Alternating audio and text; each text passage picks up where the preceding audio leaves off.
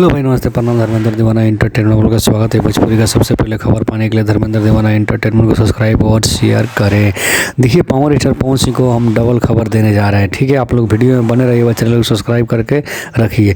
देखिए, power star Pawan Singh का ये जियो मेरे जान का जो ट्रेलर है या टीजर है, जो ये 5 तारीख को आप लोगों के बीच में ये पावर स्टार पवन सिंह का जियो मेरी जान का टीजर आज मार्च में 5 मार्च को पावर स्टार पवन सिंह का ये जनवरी में 5 मार्च का ये टीजर आ सकता है आप लोग के बीच में आ जाएगा। कंफर्म डेट है। ठीक है, देखिए, पावर स्टार पवन सिंह का एक और अपडेट है, जो पटना से पाकिस्तान 2 जो फिल्म बन रहा है, उसमें कोई बोल रहा है कि 2 मिनट 1 मिनट का 5 मिनट 10 मिनट आधा घंटा पावर स्टार पवन सिंह का सीन है। देखिए, उस सीन का मतलब नहीं है power star Pawan Singh film में है वो मतलब है। ठीक है, पावर स्टार अगर फिल्म में पावर स्टार पवन सिंह अगर फिल्म में आ जाते हैं तो 4 चांद लग जाएगा। फिल्म साफ सुपर डुपर हिट होगा। पहली बार 2 कलाकार मिलके बहुत दिन के बाद काम कर रहे हैं। आप लोगों का क्या राय है कमेंट में बताइए।